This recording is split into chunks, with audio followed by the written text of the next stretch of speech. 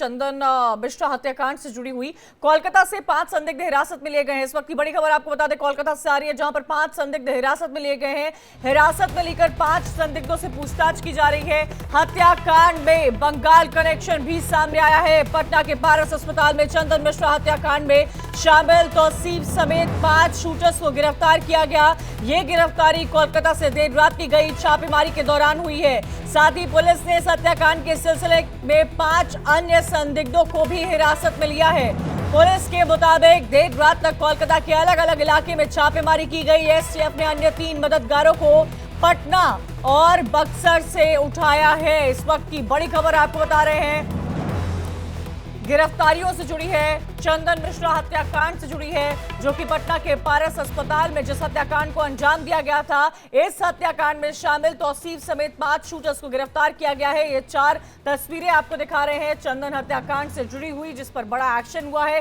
अब तक इस पूरे केस में 5 तो वो थे जिन लोगों ने चंदन पर गोलियां बरसाई थी, उनको अलावा टोटल अगर मिला लिया जाए उनके साथ साथ तो 10 गिरफ्तारियां हो चुकी है।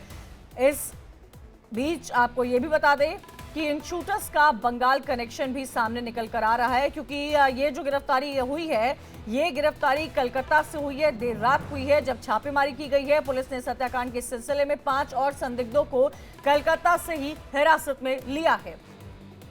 आपको यहाँ ये भी जानकारी दे दें कि विवादित बयान सामने आया था एडीजी की तरफ से। उन्होंने इस विवादित बयान पर एडीजी की तरफ से सफाई सामने आई है और माफी भी मांगी है।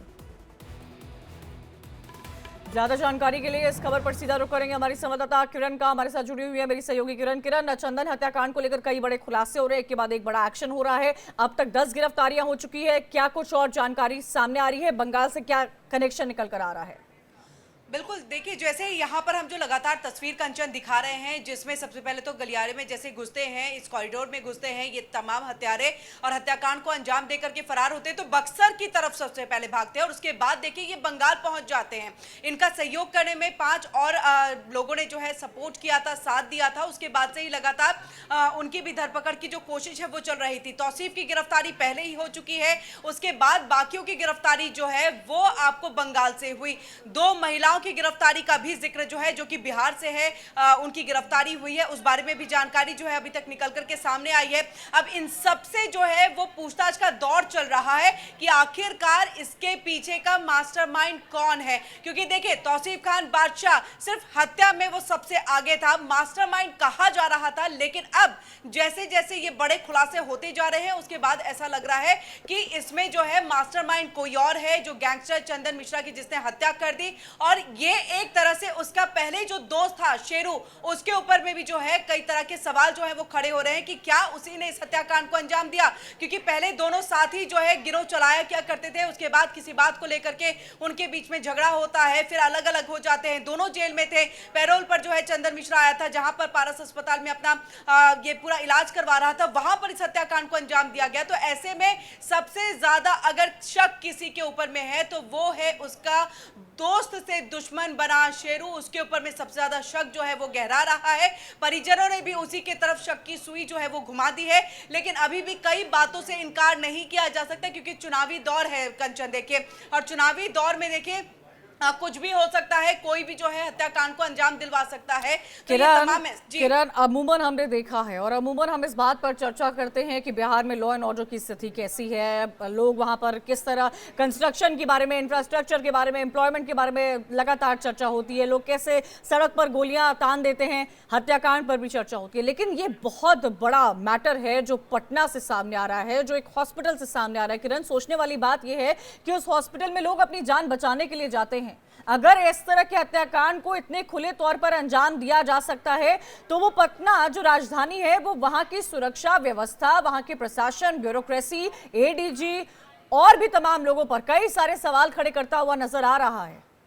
बिल्कुल कंचन, आपने बहुत सही कहा है कि देखिए पटना राजधानी है और राजधानी में ही अगर आप सुरक्षित नहीं है, वो भी अस्पताल में अगर सुरक्षित नहीं है, तो सवाल खड़े होना लाजमी हो जाता है। और यही विपक्ष भी कर रहा है, लगातार सरकार को कटघरे में खड़ा करा है। चिराग पासवान की तरफ से भी ऐसा ही बयान आया कि इस तरह से जो है देखिए हत्याएं हो रही हैं और सवाल खड़े हो रहे हैं, इसमें देखना होगा। और किसी भी तरह से सीजन या फिर किसानों पर जो है आप हत्या का आरोप नहीं लगा सकते हैं। ये जो एडीजी लॉ की तरफ से कहा गया था, जिस पर उन्होंने अपनी बातों में फिर माफी भी मांगी, लेकिन सबके बीच में अभी भी सवाल देखिए अपराध जिस तरह से बेलगाम है उसको लेकर के उठ रहे हैं। और उस पर कुछ भी जो है आपको कहें कि मुख्यमंत्री नीतीश कुमार कुछ कहते हुए दिखाई नहीं देते हैं। वो सिर्फ ये कहते हैं पुलिस अपना काम कर रही है, या तमाम जो सरकार की तरफ से मंत्री है वो ये कहते हैं कि पुलिस अपना काम कर रही है।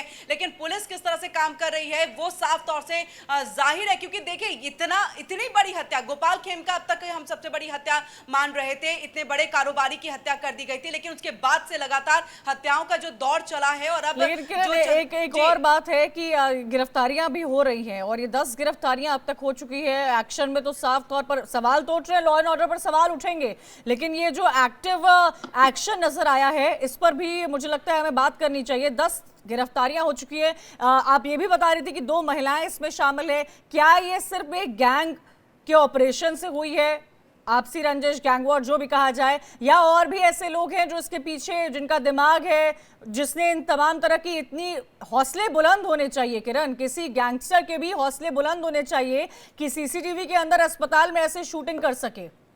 नहीं, बिल्कुल देखिए यहाँ पर एक जिस तरह से जानकारी अभी तक जो पुलिस के तरफ से आई है, जो आधिकारिक पुष्टि उनके तरफ से की गई है कि अभी तक इसे रंजिश का मामला बताते हुए गैंगवॉर की तरफ से जोड़ करके जो है इस दिशा में जो है जांच की जा रही है। लेकिन अभी तक किसी और बड़े नाम का जो जिक्र है या फिर कहें कि उसमें कोई शक की सुई घूमते हुए दिखाई नहीं दे रही है। लेकिन फिर भी अभी भी कहें कि ये जांच का विषय है, क्योंकि बंगाल तक इसका कनेक्शन जुड़ता है। और इसमें देखिए 2 महिलाएं बिहार से ही गिरफ्तार होती हैं, बाकियों की गिरफ्तारी जो है देखिए वो 8 की गिरफ्तारी बंगाल अलग अलग जगह से हुई। और ये किरण बड़ा सवाल खड़ा करती है कि पटना में लॉ एंड ऑर्डर क्या है, इलेक्शन होने वाले हैं, सरकारों को सोचना चाहिए और सोचने के लिए जनता को मजबूर करना चाहिए कि ऐसी गतिविधि आखिर पटना में हो कैसे सकती है। शुक्रिया किरण जानकारी देने के लिए।